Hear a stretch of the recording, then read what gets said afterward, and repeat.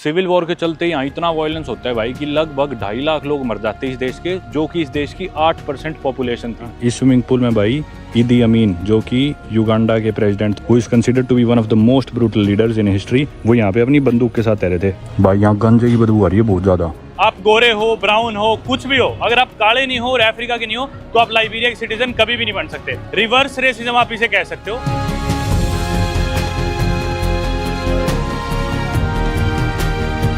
अब ये देखेंगे इसका घूंघट हटा के कि यही असली दुल्हन है नहीं है।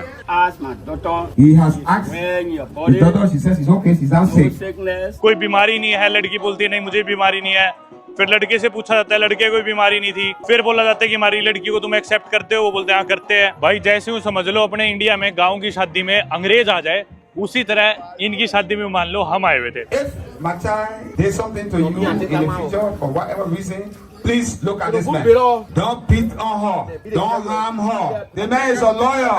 ये सारे एग्रीमेंट्स होते हैं। उसके बाद में फिर लड़की की फैमिली वाले बोलते हैं कि भी हमारी लड़की का ख्याल रखना, बोलते हैं कि भी हम आपको डरा नहीं रहे, बस वार्न कर रहे हैं हमारी बेटी को पीटना मत, कोई भी बात हुई तो पहले हमसे बात करना। भाई गाड़ी से हम चल पड़े, मेरे साथ मेरा दोस्त बाबकेन आ गया जो कि बेल्जियम से है। इंटरेस्टिंगली मेरी और बाबकेन की बातें होती रहती थी बहुत टाइम से इंस्टाग्राम पे, क्योंकि ये भी वर्ल्ड ट्रैवलर है एक। तो जब मैं गिनी बिसाऊ गया था, एक गोरिल्ला हॉस्टल में रुका था मैं, तब बाबकेन ने मेरी मदद करी थी उधर जाने के लिए और सारे अरेंजमेंट के लिए।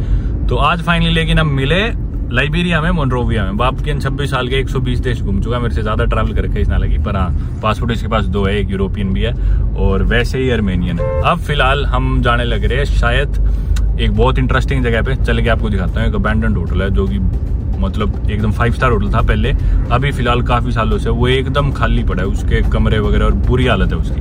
वो चल के आपको दिखाते हैं। वो वैसे एक हाईलाइट है मोनरोविया की, ज्यादा लोग जाते नहीं क्योंकि ये प्रमोट नहीं करते उसे, क्योंकि खाली पड़ा है अब तो, खंडर है वहां पे बिल्कुल भी। पर चल के अपन देखते हैं।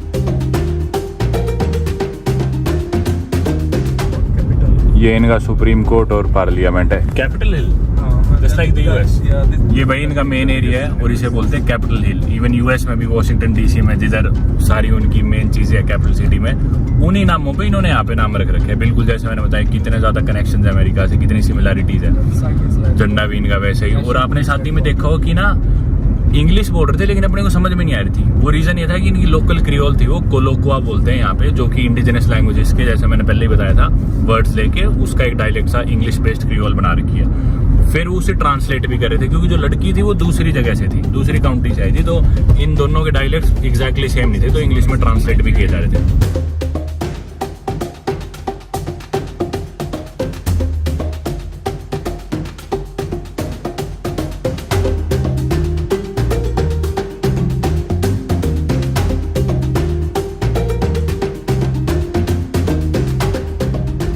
Is this the hotel? Yes.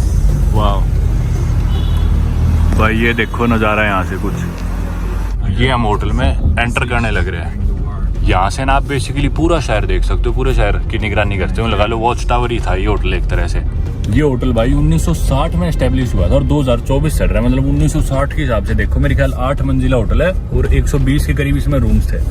और लाइबेरिया जैसे देश में उस टाइम कितनी ज्यादा लग्जरी होती होगी यार इस होटल में, इसके आगे से गुजरना भी। अभी चल के होटल देखते हैं। Ducor hotel, the future starts now. बाकी भाई मैंने बहुत लोगों से सुना है कि यहाँ पे आना ना मतलब ठीक नहीं है, सेफ नहीं है, आसपास खतरा है। यहाँ पे सारे मतलब नशे करने वाले लोग रहते हैं अब, क्योंकि होटल तो फंक्शन है नहीं।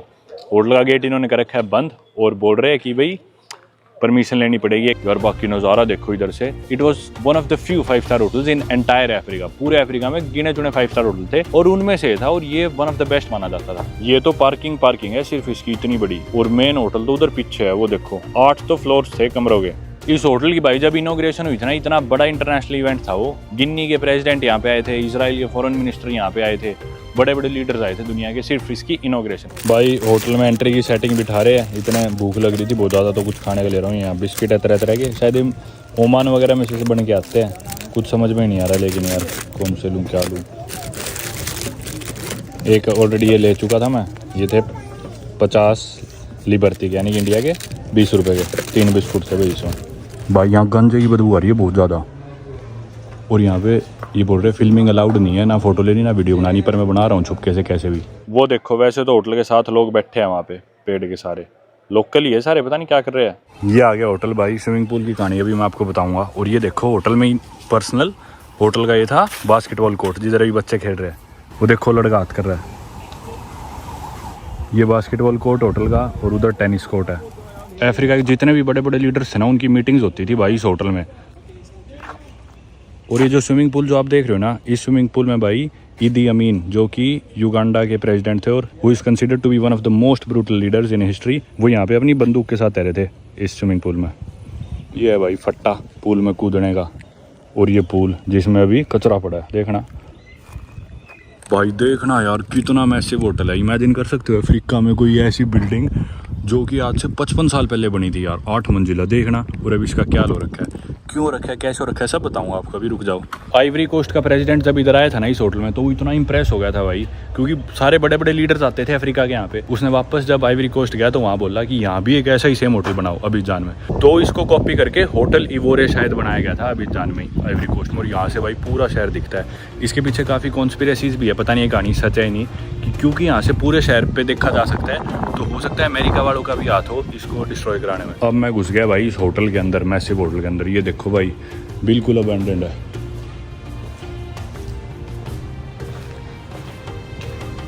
देखना पहले ये हॉल होता होगा इधर, इनके रिसेप्शन या कुछ ना कुछ होता होगा। कितने बड़े बड़े, अब इधर लोगों ने अलग अलग चित्र बना रखे हैं। बाहर ऐसे ही रैंडम लोग बैठे हैं, वो जो मैंने आपको पहले दिखाए थे।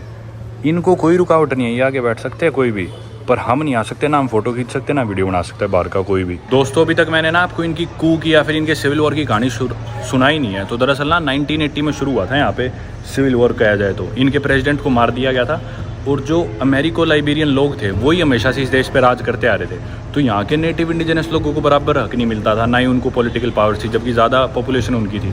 फिर भी जो अमेरिका से आए हुए स्लेव्स जिन्होंने देश बसाया था वही सारी पावर्स रखते थे। और 1980 में ना प्रेसिडेंट को मार दिया गया। उसके बाद यहाँ पे सिविल वॉर छिड़ा बहुत बड़ा। तो इंटरकॉन्टिनेंटल होटल्स इसको मैनेज करते थे इस होटल को। और 1986 में शायद 80 में शायद सिविल वॉर स्टार्ट हुआ, 86 में उन्होंने हाथ खड़े कर दिए, भाई हम मैनेज नहीं कर सकते। और फाइनली 1989 में बिल्कुल ही बंद हो गया। फिर भाई सिविल वॉर के टाइम पे यहाँ पे वायलेंस हुआ, भगदड़ मच गई, मारकाट होती थी। तो लोग यहाँ पे आए, सामान लूट के ले जाते थे, या फिर कोई भी यहाँ पे आके रहने लग गया। इस तरह की हरकतें बहुत हुई इस होटल में। अब भाई सिविल वॉर में इतना नुकसान हो गया था इस जगह का, देखा आपने कितनी टूट फूट हो चुकी थी। उसके बाद ना यहाँ पे आके स्लम से लोग रहने लगे, मतलब झुग्गी झोपड़ी वाले लोग इधर आके बस गए इस होटल में। फिर इधर भाई इनकी लिफ्ट होती होगी जो अब एग्जिस्ट ही नहीं करती। ये मेरी ख्याल पार्किंग में जा रही है, बेसमेंट में काफ़ी नीचे, और ऊपर भी कौन तक है देख लो भाई, हाल देखो। यूँ लग रहा है सीरिया में आ गया, जैसे सीरिया में गोस्ट टाउन्स थे ना, वैसा ही लग रहा है। पूरे शहर का नज़ारा है भाई यहाँ से, एक तरह से भाई वॉच टावर ही है ये। इससे ऊपर पॉइंट मुझे नहीं लगता पूरे शहर में, मोन्रोविया में कोई भी है। और लाइबेरिया कैपिटल सिटी वैसी है, तो पूरा शहर यहाँ से देख सकते हैं। देख लो एक एक गली, एक एक घर, गजब यार, क्या ही होटल होता होगा कसम से। जस्ट अभी हम निकल गए भाई होटल से। बहुत ज़्यादा वहाँ पे यार वो होने लग रही थी कन्फ्यूजन, इधर मत जाओ, वो मत करो, ऐसा नहीं करना, वो नहीं करना। सिक्योरिटी वाले बोल रहे हमसे दूर रहो, फोटो नहीं आनी चाहिए, कोई भी कुछ नहीं करना। भाई बहुत ही ज़्यादा कन्फ्यूजन थी। दरअसल जैसा मैंने आपको बताया कि यहाँ पे सिविल वॉर छिड़ गया था, इसकी बुरी हालत हो गई थी होटल की। लोग आके झुग्गियों से यहाँ पे बस गए थे, रहने लग गए थे। लेकिन फाइनली 2007 में जब सिचुएशन यहाँ स्टेबल हुई थी, 2003 में इधर पीस एग्रीमेंट साइन हुआ था, उसके बारे में बाद में बात करूँगा, सिविल वॉर और कू के बारे में।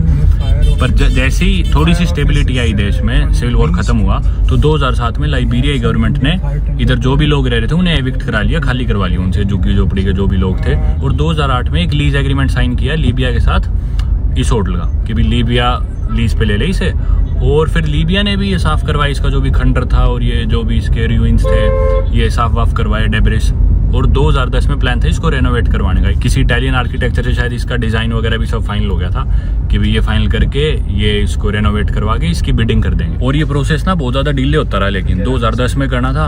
और साथ में ही क्या हुआ कि लीबियाई गवर्नमेंट के साथ ना लाइबेरिया गवर्नमेंट के रिलेशन भी खराब होते रहे गद्दाफी के टाइम।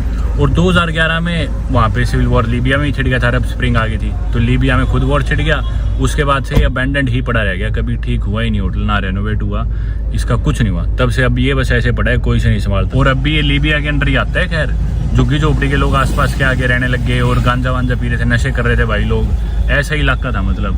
अब भाई हम आ गए इधर टाउन में। मोनरोविया का जिस तरह 2 इलाके माने जाते हैं, एक तो सिंकोर जिधर अपन पहले थे, टाउन वाला एरिया है, जिधर मोस्टली ज्यादातर बिजनेसेस वगैरह है और शाम के टाइम जल्दी चीजें बंद हो जाती है। और यहाँ पे ना काफी बिजनेसेस इंडियंस ने ओन कर रखे हैं, जैसे फार्मेसी भी है, ऐसे काफी बड़े बड़े बिजनेसमैन है यहाँ पे। पर इस देश में पता है एक चीज इंटरेस्टिंग है, इधर ना रिवर्स रेसिज्म आप इसे कह सकते हो कि आप यहाँ के सिटीजन नहीं बन सकते। और इनफैक्ट आप नहीं, कोई भी आदमी जो ब्लैक अफ्रीकन नहीं है वो इस देश का सिटीजन बन ही नहीं सकता। इकलौती ऐसी अफ्रीकन कंट्री है शायद ये जिधर ये चीज होती है। आप गोरे हो, ब्राउन हो, कुछ भी हो, अगर आप काले नहीं हो और अफ्रीका के नहीं हो तो आप लाइबेरिया के सिटीजन कभी भी नहीं बन सकते। तो लोग यहाँ पे लोकल लाइबेरियन से शादी करते हैं लड़कियों से, ताकि उन्हें आसानी हो बिजनेस में और प्रॉपर्टी खरीदने में, कुछ भी करने के लिए, क्योंकि शायद उसके लिए भी आपको लाइबेरियन होना जरूरी है इधर प्रॉपर्टी लेने के लिए शायद। लेकिन अगर आपका बच्चा भी होता है, वो भी पूरी तरह कंप्लीट ब्लैक अफ्रीकन नहीं है, तो शायद उसे भी सिटीजनशिप नहीं मिल सकती।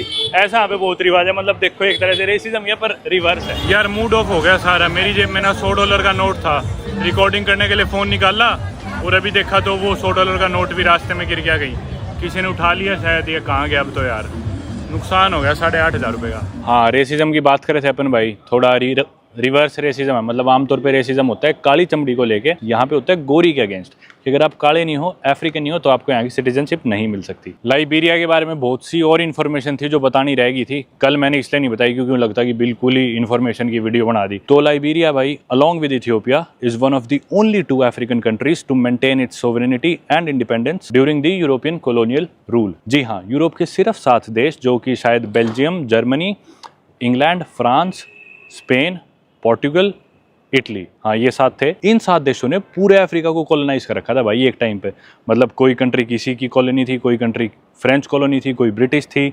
सिर्फ ये 2 कंट्रीज ऐसी है अफ्रीका की जो कॉलोनाइज नहीं हुई थी। हाँ, इथियोपिया पे शायद इटालियंस ने 5 साल ट्राई करा था ठीक से, पर वो कर नहीं पाए थे कॉलोनाइज। हालांकि ये एक ऑलमोस्ट अमेरिकन कॉलोनी थी, पर अफ्रीका में सिर्फ 2 कंट्रीज। आप देख सकते हो आज के दिन अफ्रीका में 54 कंट्रीज है। देखा जाए तो 7 यूरोपियन कंट्रीज आती है और पूरे अफ्रीका को एक्सेप्ट इथियोपिया एंड लाइबेरिया को कॉलोनाइज कर लिया था इन्होंने। और वर्ल्ड वॉर 2 में लाइबेरिया ने सपोर्ट करा था यूएस को अगेंस्ट जर्मनी, जिसकी वजह से अमेरिका ने यहाँ पे काफी इन्वेस्टमेंट भी करी, इंफ्रास्ट्रक्चर भी बनवाया, जिसकी वजह से इस देश की वेल्थ और इकोनॉमी में काफी मदद हुई ना। अब ये लोग थे, जैसे मैंने कल आपको बताया था कि भी जो स्लेव्स लाए गए थे अमेरिका से, उन स्लेव्स ने आगे कंट्री फॉर्म करी थी लाइबेरिया। और हालांकि इधर की पॉपुलेशन का बहुत छोटा हिस्सा थे ये, लेकिन इन्होंने अपनी खुद की सिस्टम और गवर्नमेंट बना ली बेस्ड ऑफ यूएस लेजिस्लेचर, और सारी पॉलिटिकल पावर जिनके पास होती थी। और जो लोकल यहाँ के नेटिव इंडिजिनस लोग थे ना आसपास के इस इलाके में, जंगलों में जो रहते थे, उनके पास कोई पावर नहीं होती थी। तो कई सालों तक ये अत्याचार चलता रहा। 1904 तक इधर के लोगों को बर्थ राइट सिटीजनशिप का भी हक नहीं था। इवन लाइबेरिया का जो प्रेसिडेंट होता था वो हमेशा अमेरिको लाइबेरियन बनता था। ये जो अमेरिको लाइबेरियंस थे, जो फ्रीड स्लेव्स आए थे अमेरिका से इधर लाइबेरिया में, यहाँ के लोकल आदमी को कोई भी पावर नहीं देते थे पॉलिटिकल सिस्टम में। फिर फाइनली विलियम आर टोलबर्ट जो प्रेसिडेंट थे 1980 में, उनकी असैसिनेशन हो जाती है, उनको मार दिया जाता है सरकारी दफ्तर में घुस के। जिसके बाद यहाँ पे एक बहुत बड़ा मिलिट्री कू होता है, सिविल वॉर होता है। उसके बाद भाई बहुत दंगे होते हैं। मतलब तब इस देश में इंस्टेबिलिटी स्टार्ट हुई थी 1980 में। उससे पहले तो बहुत प्रॉस्परस देश था ये अफ्रीका में, वेस्ट अफ्रीका में सबसे बढ़िया देशों में आता था ये। लोग यहाँ इन्वेस्ट करते थे। आप होटल देख के समझ ही गए होगे भाई, उस टाइम इनकी औकात बढ़िया होती थी। 1980 में भाई यहाँ सिविल वॉर स्टार्ट होता है। सिविल वॉर के चलते यहाँ इतना वायलेंस होता है भाई कि लगभग 2.5 लाख लोग मर जाते हैं इस देश के, जो कि इस देश की 8% पॉपुलेशन थी। मतलब देश के 8% लोग मर ही गए सिविल वॉर में। उसके अलावा भाई 90% इनकी इकोनॉमी श्रिंक कर जाती है, इकोनॉमी खत्म हो जाती है बिल्कुल इस देश की। और पता नहीं कितने लोग डिस्प्लेस हो जाते हैं, इधर उधर हो जाते हैं। और ना मिलिट्री पता है क्या करती थी, जैसा मेरे को सुनने को मिला यहाँ लोगों से मैं पूछती थी हाफ स्लीव या फुल स्लीव। हाफ स्लीव बोलते थे तो हाथ काट आधा काटती थी, फुल स्लीव बोलते थे तो पूरा हाथ काट देती थी। यहाँ भी कई भिखारियों के आपको हाथ पैर नहीं दिखेंगे लाइबेरिया में। उसका कारण ये सिविल वॉर के दौरान उनके किसी की टांग काट दी पूरी, किसी का पूरा हाथ काट दिया, ऐसे रहता था। और 2003 तक भाई सिचुएशन यहाँ ऐसी रही, बिल्कुल अनस्टेबल। कभी दंगे हो रहे हैं, कू हो रहा है, सिविल वॉर हो रहा है। फाइनली जाके 2003 में पीस एग्रीमेंट साइन होता है। यहाँ के लोग बोलते हैं भाई कोई आ जाओ सरकार में, कुछ भी बन जाओ, लेकिन अब हमें जीने दो, हमें नहीं मरना भाई। तुम्हें करप्शन करनी है, जो भी करना है, हमें मतलब नहीं, बस हमें नॉर्मल जिंदगी जीनी। 2005 में फेयर इलेक्शंस के बाद पहली वुमेन प्रेसिडेंट पूरे अफ्रीका की, वो लाइबेरिया की बनती है, एलन जॉनसन। और पूरे अफ्रीका में उससे पहले कोई भी वुमेन प्रेसिडेंट नहीं बनी होती। 2006 में वो चार्ज लेती है। यहाँ पे 6 साल का टर्म होता है प्रेसिडेंट का। 2 चार्ज उनके पास रहते हैं, 2006 से 2012, 2012 से 2018 भी। 2018 में इनके प्रेसिडेंट बनते हैं जॉर्ज वीए, जो कि पॉपुलर फुटबॉल प्लेयर थे और पूरे अफ्रीका के इकलौते इंसान है किसी भी अफ्रीकन कंट्री को रिप्रेजेंट किया हो जिन्होंने बैलन डोर जीता हो। मतलब ग्रेटेस्ट फुटबॉल प्लेयर माना जाता है उन्हें। अफ्रीका से 1995 में जीता था, शायद 2 बार भी जीता हो, 1 बार तो मैं श्योर हूँ। फिर उसके बाद अभी दोबारा इलेक्शन होते हैं 2024 में 22 जनवरी को। जोसेफ बोआकाई, इनके नए प्रेसिडेंट दोबारा इलेक्ट होते हैं और कोई दंगे नहीं हुए। पिछली वो लेडी थी एलन जॉनसन, वो भी चुपचाप जैसे इलेक्शन आती है, क्योंकि यहाँ पे अफ्रीका में होता है ना, पहले तो इलेक्शन आ रही तो सीट नहीं छोड़ते, फिर और दंगे करवा देते हैं। ऐसा कुछ नहीं, चुपचाप उन्होंने अपनी सीट छोड़ी। उसके बाद जॉर्ज वी आए, उन्होंने भी छोड़ी। अब नए प्रेसिडेंट आए, सारी चीज़ें अब काफ़ी स्टेबल हो चुकी है। जो अमेरिको लाइबेरियन रूल था वो एक तरह से जा चुका है और ऐसा कुछ नहीं है कि पॉलिटिकल पावर सिर्फ अब उन्हीं लोगों को मिलेगी जो एज स्लेव्स आए थे अमेरिका से। तो ये सिचुएशन जाके ख़त्म हुई थी भाई 2003 में पीस एग्रीमेंट साइन होने के बाद। लेकिन होटल की जैसे बात करें, होटल अभी भी रेनोवेट नहीं हुआ है, रिकन्स्ट्रक्ट नहीं हुआ और उसकी सिचुएशन तो भाई ऐसी ही है। लाइबेरिया के बारे में भाई जितनी मेरे को इन्फॉर्मेशन थी, मैंने पढ़ा था, वो सारी चीज़ें मैंने मोस्टली आपको बता दी वीडियोस में। थोड़ा सा अपन सिविल वॉर को और डिटेल में डिस्कस कर सकते थे, पर वो बहुत ही ज़्यादा हो जाता है यार। मैं उम्मीद करता हूँ आपको इतना भी जो था पसंद आया होगा, जो चीज़ें देखी मज़ा आया होगा। कल संडे का दिन है, कुछ और देख पाए तो कल देखेंगे। अभी चल के ऊपर कुछ खाना खाते हैं। भाई मोनरोविया में काल्दीस कॉफ़ी करके कोई जगह है, शाम को मैं कॉफ़ी पीने आया था और यहाँ पे कार्तिक भाई, हमारे कार्तिक भाई मिलने आए थे। यंग यूट्यूबर भाई, छोटा सा भाई है और मेरी वीडियो कॉल पे एक और पहले बात हुई है इनसे। ही मोनरोविया रहते हैं, वीडियोस बनाते हैं भाई, सिर्फ 12-13 साल के गेमिंग वीडियोस बनाते हैं ना। तो कहाँ से सीखी एडिटिंग वगैरह वीडियोस बनानी, कहाँ से आइडिया है? मतलब एडिटिंग का तो मैं खुद से ही सीखा था। हाँ, 1 या 2 टिप्स मैंने यूट्यूब से सीखा था। हाँ। बाकी सब मैंने खुद से सीखा। तो भाई आए थे अभी, इनके साथ कॉफ़ी वॉफ़ी पी और हम सारे बैठे भाई। इंडियन कम्युनिटी यहाँ पे काफ़ी अच्छी है लाइब्रेरी में और काफ़ी मज़ा है। इंडियन एम्बेसी, इंडियन लोग और वाहिगुरु ट्रैवल भी, जैसे मैंने आपको बताया, बहुत बढ़िया एक्सपीरियंस रहा अभी तक। कल अपन निकलेंगे आइवरी कोस्ट के लिए, सुबह मेरी फ़्लाइट है अबिजान की। यहाँ से अभी कॉफ़ी पी के जाएंगे खाना खाने वगैरह और फिर सोएंगे टाइम से। चलो चलते हैं।